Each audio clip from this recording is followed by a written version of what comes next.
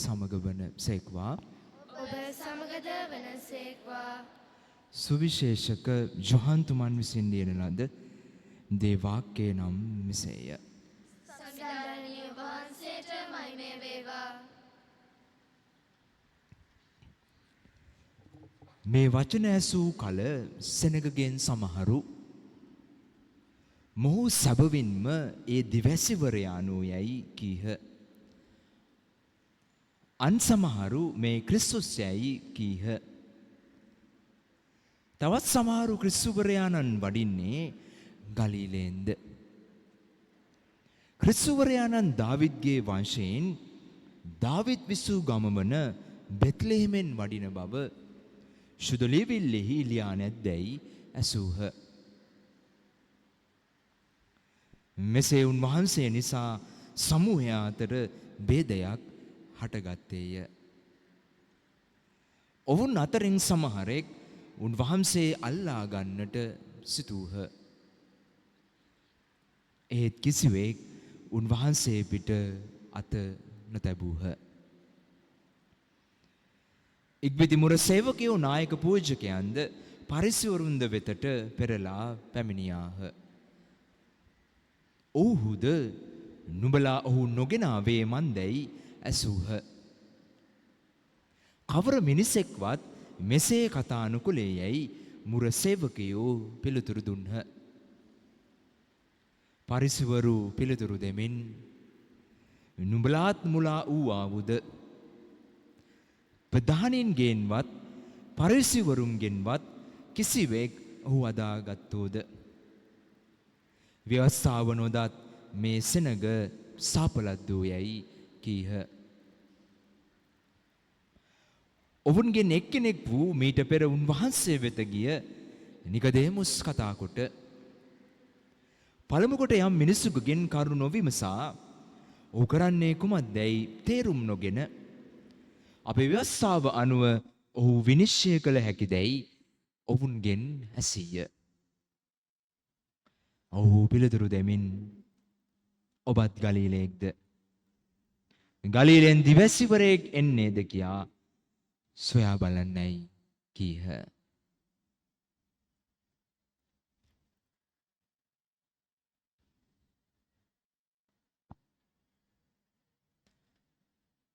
සමිධාන වහන්සේගේ සුවදායක සුබ ආරංචිය මෙසේය. ක්‍රිස්තුනි වහන්සේට ප්‍රශංසා වේවා.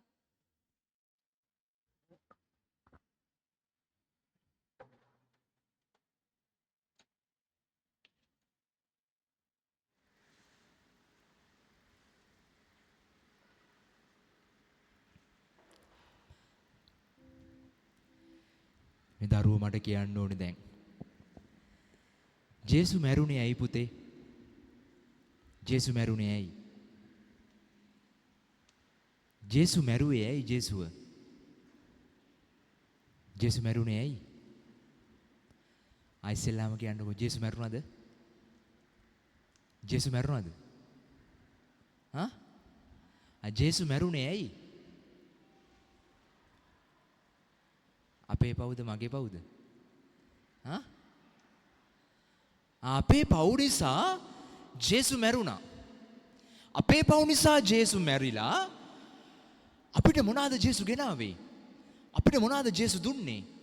අපිට මොනවාද ජේසු අයිති කර දුන්නේ? මොනවාද ජේසු අපිට දුන්නේ? මොනවාද ජේසු අපිට දුන්නේ? අපේම මගේම පව් නිසා ජේසු කුරුසපත් වෙලා මැරුම් කාලා ආයෙ තව මොනවද අපිට දුන්නද? ජේසු මොනවද දුන්නේ? ජේසු මැරිලා අපිට මොනවද දුන්නේ? මොනවද දුන්නේ? ඈ? මොකද්ද? සමාව. ජේසු අපේ පව් නිසාම ජේසු කුරුසයක උකුත් වෙලා අපි විශ්වාස කරනවා ජේසු අපිට ගැලවීම ලබා දුන්නයි කියලා. ඔය ගැලවීම කියන වචනේ ඇතුළේ නැත්නම් ගැලවීම කියන ලොකු කතාව ඇතුලේ අර ඔයාලා කියපු සමාව ආදරය ඒ ඔක්කොම අරමුණු වෙලා අන්තර්ගත වෙත ඇතුළත් වෙලා තියෙනවා. ඒතර අපි හැමෝම විශ්වාස කරනවා අපේ පව් නිසා ජේසුනේ මගේ පව් නිසා ජේසු මැරිලා මටම ගැලවීම ජේසු අයිති කර දුන්නයි කියලා. එතකොට බලන්න ජේසු මං වෙනුවෙන් මැරිලා මට ගැලවීම දෙන්න ජේසු කුරුසපත් වුණා. ජේසු මැරුම් කාවා. එතකොට මට කියන්න දැන් අවුරුදු 2025කට කලින් ජේසු මැරිලා ජේසු උකුත් වෙලා ඔබට මට අයිති කර දුන්නු ගැලවීම නේ ඔබට මට ලබා දුන්නු ගැලවීම අද දවසේ අපිට අයිති වෙන්නේ කොහොමද? අද දවසේ අපිට අයිති වෙන්නේ කොහොමද? අද දවසේ මගේ ගැලවීම තියෙන්නේ කා ළඟද? අද දවසේ මගේ ගැලවීම තියෙන්නේ කා ළඟද? ඔබේ ගැලවීම මගේ ගැලවීම තියෙන්නේ කා ළඟද? ජේසු අවුරුදු 2025කට කලින් ගැලවීම දුන්නු ගැලවීම අද දවසේ කාටද තියෙන්නේ? කා ළඟද තියෙන්නේ? කා ළඟද තියෙන්නේ? කා ළඟද තියෙන්නේ? ආයේ ජේසු ළඟද? මම කියනවා ඔයාලත් එක්ක යහපැත්තේ ඉන්න එක්කෙනා ළඟ කියලා. දැන් ඉඳන් ඉන්න කෙනා ළඟ කියලා මං කියනවා. ජේසු දුන්නු ගැලවීම අද දවසේ මගේ ගැලවීම ජේසු දුන්නු ගැලවීම අද දවසේ තියෙන්නේ කාගේ අතේද? දැන් මේ මොහොතේ යහපැත්තේ ඉඳන් ඉන්න කෙනාගේ ළඟ වෙන්න පුළුවන්. පුතේ ජේසු සමාව දීලා ආදරය කරලා ගැලවීම දීලා ඉවරයි. දැන් මේ සිහි කිරීමක් ඇතුලේ නේ ලොකු දේව ධාර්මික කතාවක් ඇතුලේ තමයි දැන් අපි කාලය ගත කරන්නේ. විශේෂයෙන් මේ ටිකේනේ. එතකොට දුන්නු ගැලවීම අද දවසේ අයිති කරගන්න නම් මොකද කරන්න ඕනේ හැමතිස්සෙම අපි? මොකද ගන්න ඕනේ? අපි ජේසුට උදව් කරන්න ඕනේ ආයෙසරයක් ඒ ගැලවීම ඔබට මට අයිති කර දෙන්න. කොහොමද උදව් කරන්නේ? කොච්චර මම අනිත් කෙනා ගැන හිතනවද? අනිත් කෙනාගේ වේදනාවට, කුරුසයට, අනිත් කෙනාගේ කඳුලට, අනිත් කෙනාගේ බැරිකමට, අනිත් කෙනාගේ නේ අමාරුකමට කොච්චර මම අද සංවේදීද? ඔබ සංවේදී වන ප්‍රමාණයට තමයි ඔබේ ගැලවීම ජේසු දුන්නු ගැලවීම අද දවසේ ඔබේ ගැලවීම බවට පත් වෙලා ඔබේ ජීවිතයට සම්බන්ධ වෙන්නේ අයිති වෙන්නේ. ඔබට තේරුණාද? දෙවියන් වහන්සේ ඉස්සරහත් මේ තාත්තා දේව තාත්තා පියන් වහන්සේ ඉස්සරහත් ওই කතාව තමයි ජේසු කරේනේ. ජේසුගේ ගැලවීම තිබුණේ අපි ළඟ. අනිත් පැත්තට. නිකන් හිතන්න. මං කියන දේ තේරෙනවද? ජේසුගේ ගැලවීම තිබ්බේ අපි ළඟ. ඇයි? අපේ පාපයට, අපේ බැරිකමට, අපේ අසරණකමට, අපේ දුර්වලකමට නේ. අපේ අකීකරුකමට, අපේ මුරණ්ඩුකමට, අපේ ඇබ්බැහිකමට උන්වහන්සේ කොච්චර සංවේදී වුණාද? අපහා සමාන මිනිස්සෙක් වෙලා නේ. ඔබේ මගේ ගැලවීම වෙනුවෙන් උන්වහන්සේ ලේ හෙළුවා. අපිට තේරෙනවද ඒකේ සුභාරංචිය? ඉතින් පියාණන් වහන්සේ ඉදිරියේ උන්වහන්සේ ප්‍රසන්න පුදෙක් නැත්නම් උන්වහන්සේ සැබවින්ම ගැලවුම් කරුවානන් උනේ ඔබේ මගේ ජීවිත කුරුසයට කොච්චර සංවේදී වුණාද? ඔබවමව ගලව ගන්න තිබුණු කොච්චර පිපාසයේ ආසාව උනන්දු උන්වහන්සේට තිබුණාද? ඒ නිසාම තමයි සැබවින්ම නේ ගැලවුම් කරුවානන් ඉන්නවා නම් කවුරු එහෙම කෙනෙක් ඒ කෙනාගේ ගැලවුම් කරුවානන් බවට උන්වහන්සේ කුරුසයක දෙයක් විහිදලා උන්වහන්සේ ඔබට මට පෙන්눔 කළේ. ඒතර මම ඔබටින් අහන්නේ උන්වහන්සේ දුන්නු ගැලවීම අපි අනිත් කෙනාට උරුම කර දෙනවද? අනිත් කෙනාට අයිති කර දෙනවද? ඒ ගැලවීම අපි බෙදා ගන්නවද? අනිත් කෙනාව ගලවන මාර්ගයකද මම ඔබ ඉන්නේ? සරලයි. අනිත් කෙනාගේ ගැලවීම වෙනුවෙන් කොච්චර මම හිතනවද? කොච්චර මම දේවල් කරනවද? කොච්චර මම ආසා කරනවද? උත්සුකද උනන්දුද? අනිත් කෙනාගේ ගැලවීම වෙනුවෙන්. ජේසු ඔබේ මගේ ගැලවීම වෙනුවෙන් තමයි මෙච්චර අරගලයක හිර වුණේ. මෙච්චර ගමනක් ගියේ. ඒතර අද දවසේ ඔබට මට ප්‍රශ්න නැතුව නෙමෙයිනේ. කොච්චර අපිට ප්‍රශ්න දිනනවද අපේ වේදනාවන්, කුරුස, බලාපොරොත්තු සුන්වීම්, අසරණකම්නේ කොච්චර තියෙනවද? එකිනෙකා ගත්තොත් එකිනෙකාට විවිධනේ. මට තියෙන ප්‍රශ්නේ ඔබට තියෙන. ඔබට තියෙන ප්‍රශ්නේ මට තියෙන. අපි හැමෝටම ජීවිතේ මොකක් හරි කුරුසයක් තියෙනවා. මම ඔබෙන් අහන්නේ ඒ කුරුසේ බර දරන ගමන්නේ. දැන් ජේසු කුරුසේ බර දරන ගමන් ජේසු ඔබේ මගේ කුරුසේ සැහැල්ලු කරන්න ජේසු කටයුතු කරා. ඔබට බඩ තමයි සැනසීමක් ගෙනාවේ. ඔබේ මගේ ගැලවීම ගැන තමයි උන්වහන්සේ හිතුවේ. මේක තමයි සුභාරංචිය. ජේසු අදහන, ජේසුට ආදරය කරන, ජේසු ඕන කරන කෙනෙක්, අවංකවම කෙනෙක් මෙතන ඉන්නවා නම් ඔබේ මගේ ජීවිතේ ඒ සාක්ෂිචරීමේ ගමනට ඇතුළත් විය යුතුමයි. හැමතිස්සෙම කතෝලිකයෙක් කියන්නේ අනිත් කෙනාගේ ගැලවීම වෙනුවෙන්, ඒක සිතුවිල්ලෙන් වෙන්න පුළුවන්, වචනයෙන් වෙන්න පුළුවන්, ක්‍රියාවෙන් වෙන්න පුළුවන්, අනිත් කෙනාගේ ගැලවීම වෙනුවෙන් සමහර වෙලාවට තමාව නැති කරගෙනනේ නොලැබීම් ගොඩයි, ලැජ්ජාවීම් ගොඩයි, බියවීම් ගොඩයි. තමනවාද තියෙන ඔක්කොම දේවල් එක්ක නේ තමාට වඩා අනිත් කෙනා ගැන හිතනවද? ඔබ සැබවින්ම කතෝලිකයෙක්. ඔබ අවංක කතෝලිකයෙක්. ජේසු ඒ ආදර්ශය දුන්නනේ. ජේසු සැබවින්ම අවංක කතෝලිකයෙක්. පාත්ත ඉදිරියේ ප්‍රසන්න පුතෙක්, කීකරු පුතෙක් බවට පත් උනේ. අන්නේ සුභාරංචි උන්වහන්සේ අයිති කරගෙන උන්වහන්සේ ජීවිතයෙන් පෙන්눔 කරා. සහ අද දවසේ මට ඔබටත් එකම තියෙන ආරාධනාව අන්නේ අධ්‍යාත්මී ගමන යන්නමයි. දැන් ෆාදර් කිව්වා අනිත් කෙනාව ගලව ගන්න මාර්ගයක ඉන්න කියලා. දැන් ඔබේ ඔළුවට එන්න ඇති ගොඩාක් දේවල් නේ. මම රහසක් කියන්න යන්නේ. මං අලුබදාදේ ඉඳන් මම අද දවස දක්වා මම තේරුම් ගත්ත එකම කාරණාව රහසක් තියනවා කියන්නේ. අද කියනවා. මං ජීවිතේ තේරුම් ගත්ත එකම දේ තමයි දැන් චතාරිකය කියලා කිව්වහම අපි ගොඩාක් නේද අපි කරන්නේ නැති දෙයක් නෑනේ සමහරලාට නේ. කරන්නේ නැති දෙයක් නෑනේ. ඒ කියන්නේ අපි කොච්චර කැපකිරීම පරිත්‍යාග මර්ධන කියත් එක්ක දැන් මේ ගමන එන්න ඇතිද නේ. හැබැයි ඔබේ හදවතට තට්ටු කරලා අහන්න ඒවා ඒ ආකාරයෙන්ම එදා ඉඳලා මේ මොහොත දක්වා අවංකවම එක වීරයෙන් කරගන්න පුළුවන්කම ලැබුණාද? ඔබෙන් අහන්න. ඔබ මොකක් හරි දෙයක් කන්න නැතුව හිටියා නම් ඔබ ඒකට අවංක වුණාද? මස් කන්නේ නැහැ, මාළු කන්නේ නැහැ. එළවලු විතරයි කියලා ඔබ තීරණය කරා නම් ඒතර මේ දැන් දවස්නේ මේ දින 40 අද දවස් දක්වා ඔබ ගත්ත තීරණය උඩ ආවද එන්න පුළුවන් වුණාද? නැත්තම් වෙන යම් තීරණයක් එක්ක ඔබෙන් අහලා බලන්නකෝ.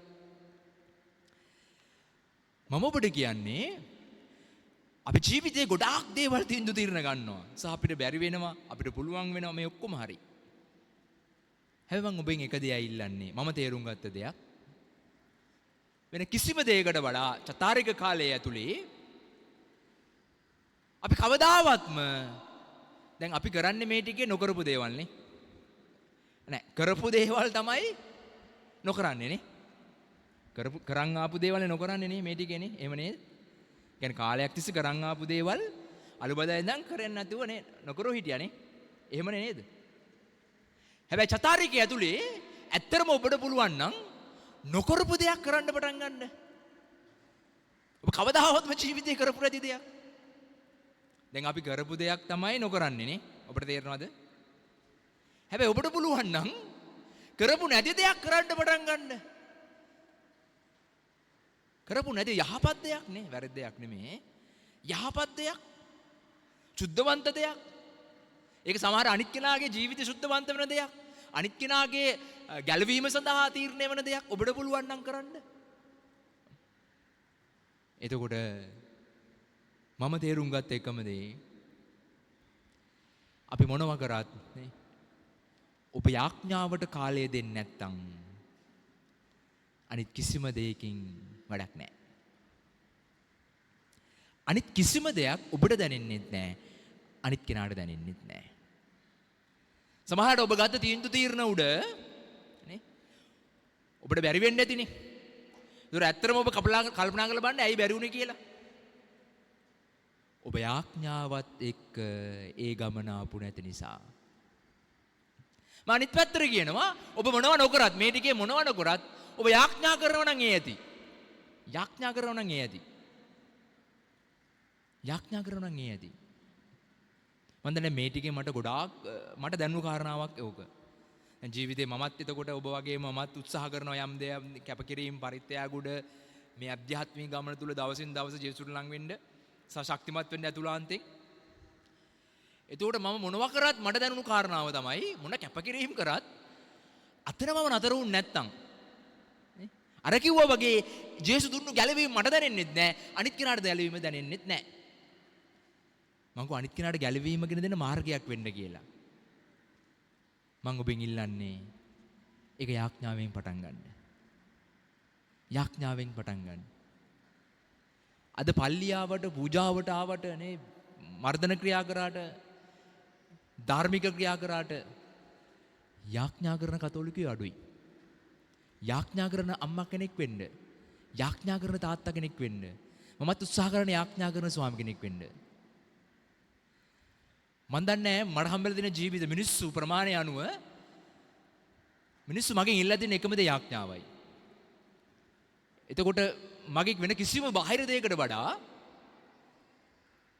මට සම්බන්ධ වෙච්ච අය ඉල්ලා දෙන එකම දේ මම අහලත් නැහැ පාද ඉගෙනගෙන තියෙනවද කියලා. අද උපාධි කීයක් පාස් කරලා තියෙනවද කරනවද කියලා අහලත් නැහැ. ෆාදර් මං වෙනුවෙන් යාඥා කරන්න. මගේ දරුවා වෙනුවෙන් යාඥා කරන්න. ඒ ටික විතරයි මට හම්බුණු ගොඩාක් අය අතරින් මට ඇහිලා තියෙන්නේ මගෙන් ඉල්ලලා තියෙන්නේ. මං කිව්වේ ඒකයි. මේක තමයි මම වැළඳගත්තු සුභාරංචියේ මේ චතාරිකේ රහස ඒකයි. ඒ නිසා අනිත් කෙනාගේ ගැලවීම වෙනුවෙන් යාඥා කරන කතෝලිකයෙක් වෙන්න. ජේසු යාඥා කරපු නිසා තමයි මේ ගමන යන්න පුළුවන් උනේ. ජේසු මේ ටිකෙත් යාඥා කරනවා පාලුකරේනේ අපි සිහිපත් කරන්නේ ඒක. ඒතර ජේසු මල්විරියත් යාඥා කරා දැන ගැහුවානේ පාලුකරේ නොකා නොබීනේ උන්වහන්සේ එක්වරු සීලේ රැකුවා නේ රැක්කනේ. හැබැයි යාඥාවෙන් ඔබට තේරෙනවද ඒකේ වෙනස? අපි කන්නේ බොන්නේ නේ ඔක්කොම දේවල් කරනවා. යාඥාවෙන්ද? උන්වහන්සේ කෑවේ නැහැ බිව්වේ නැහැ නේ. පාලුකරේ වනගත වෙලා මොකද කරේ? යාඥා කරේ. යාඥාවෙන් තමයි අනිත් හැම කැපකිරීමක් කරන්න පටන් ගත්තේ. ඒතර යාඥාවේ බලයක් දකින්න අනිත් කැපකිරීම කරේ. අපි අනිත් කැපකිරීම කොච්චර කරත් වැඩක් නෑ අපි යාඥා කරන්නේ නැත්තම්. මං කියන දේ පැහැදිලි මං හිතනවා විශ්වාස කරනවා ඔබට තේරෙනවා කියලා. එහෙනම් සැබවින්ම ඔබ කෙනෙක් ගැන මේ ලත වෙනවා නම් ඔබ මොකක් හරි දෙයක් වෙනුවෙන් ප්‍රශ්නයක් එක්ක හිර වෙලා නම් ඉන්නේ. ඔබ දන්න කෙනෙක් හා සම්බන්ධ වෙන්න පුළුවන්. ඒ අය වෙනුවෙන් යාඥා කරන්න. යාඥා කරන්න. යාඥා කරන කතෝලිකයෙක් වෙන්න. යාඥා කරන යාඥාවෙන් ජේසුට ලං වෙන ජේසුගේ කුරුසගමනට සංවේදී වෙන කතෝලිකයෙක් වෙන්න උත්සාහ කරන්න අම්මේ තාත්තේ දුවේ පුතේ. සුදු අවිලාහේ තෙරේසා මුණුතුමිය තේ එකක් බොන ගමන් පත්‍ර කෑල්ලක් අහු වෙනවා ඒ වෙලාවේ. මේ කැම කාමරේ ඉන්නේ. පත්‍ර කෑල්ලක් හම්බ වෙනවා. පත්‍ර කෑල්ල බලද්දි එකපාරට බලද්දි අසාධාරණ ලෙස නඩු තීන්දුවකට මරණ තීන්දුවකට අහුවෙච්ච පුද්ගලයෙක් ගැන තමයි වාර්තාවේ තියෙන්නේ දැන් ලිපියේ පත්තරේ කෑල්ලේ. ඇයිද දැන් කඳුළු වෙනවා ඇස් දෙකට මේ දැන් මේ තාත්තා කෙනෙක් දරුවෝ ඉන්නවා මේ අසාධාරණ ලෙස සාධාරණයක් නෑ මේ නිර්පරාධ මේ මනුස්සයා මරන්න යන්නේ දැන් මේ මනුස්සයා කරපු වරදක් නෑ හැබැයි රජයේ තීරණය කළා මේ මනුස්සයා මරන්න දැන් ඇයිට කරන්න පුළුවන් දෙයක් නෑ නේ පාලකයෝ වෙනස් කරන්නද පාලකයට කතා කරන්නද පාලකයන් ගිහිල්ලා මේක වෙනස් කරන්න කියන්නද ඇයි කියන්නේ අහයිද ඇඩ කරන්න පුළුවන්ද ඇයි මොකද කරන්නේ ඇගේ යාඥාවේ කොටසක් බවට අර තාත්තවපත් කරගන්නවා තාත්තවපත් කරගන්නවා ඔබ විශ්වාස කරනවද ඇගේ මේ දිනපොතේ සඳහන් වෙනවා කාලෙත් එක්ක ඇගේ යාඥාව කොච්චර බලවන්ත වෙනවද කියනවනම් අර මිනිස්සයාගේ බෙල්ලට තොණ්ඩුව වැටෙන්නේ නැහැ දාන වෙලාවේ දාන වෙලාවේ වැටෙන්නේ හරියට එකපාරයි ඒ දෙක වැටුනේ නැත්නම් ඒ මනුස්සයා නිදහස්නේ සාමාන්‍යයෙන් එහෙමනේ විශ්වාස කරන්න මම මේ කතාව අර මනුස්සයාගේ බෙල්ලට ඒක හිර වෙන්නේ නැහැ ඔව් සැබවින්ම නිදහස් වෙනවා මේ කියන කාරණාවත් ඇයි දැනගන්නේ ආයේ පත්තරෙන්මයි ඒතර දන්නවද ජීවිතේ අපිට අපි යාඥාවෙන් ගියොත් ජීවිතේ අහඹු සිදු වෙන්නේ නැහැ කියලා අහඹු සිදු වෙන්නේ නැහැ කතෝලික අපිට හැම දෙයක්ම දෙවියන් වහන්සේ ඔබට මට වටන දේවල් වටන්නේ ඇයි තමයි මේ මොහොතේ ඔබේ මනසට එනවා නම් කෙනෙක් ඇයි සිද්ධියක් එනවා නම් අත්දැකීමක් එනවා නම් ඇයි ඔබේ යාඥාව ගොඩාක් වුණා නිසායි එන්නේ මතක් වෙන්නේ දෙවියන් වහන්සේ ඔබට මතකයට දෙවියන් වහන්සේ ඔබට මතකයට නංවනවා ඔබ තුල. ඇයි? සැබවින්ම ඔබේ ආඥාව වුණා නිසා. ඒතර ඇයිගේ ආඥාව නිහඬ ආඥාව අර මිනිස්යාවගේ ගැලවීම දෙන්නනේ. කොච්චර මාර්ගයක් බවට පත් වුණාද? මිනිසුන්ට සැබවින්ම ඔබට උදව් කරන්න ඕන නම් ගැලවීම දිගෙන දෙන්න ඕන නම් සැබවින්මනේ ලොකු දේවල් කරන්න ඕනේ නැහැ. සප්පසාද වහන්සේ ඉදිරියේ දැන ගහන කතෝලිකයෙක් වෙන්න. ආමෙන්.